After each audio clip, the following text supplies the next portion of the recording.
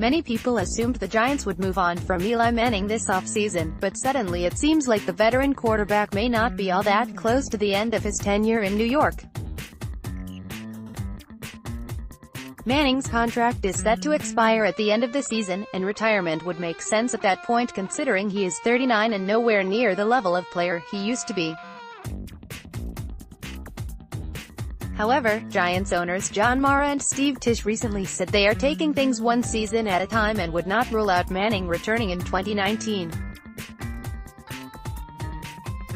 The team's owners aren't going to just come out and say Manning is done after 2019, but there's also a growing belief that the Giants could keep Manning in 2020 if they don't draft a quarterback early this year. They seem intent on not starting a rookie, which means they'd need a veteran to start again in 2020 if they don't draft their QB of the future in 2019. According to SNY's Ralph Vacchiano, the Giants are not kidding about potentially keeping Manning on the roster for 2 more seasons. The key people in the organization don't think he's done, and they feel they saw a ton of positive signs in the second half last year.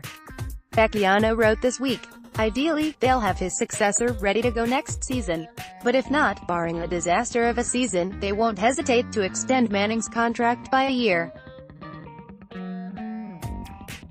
They really don't want him around to rub off on the next Giants franchise quarterback, if they can make it work."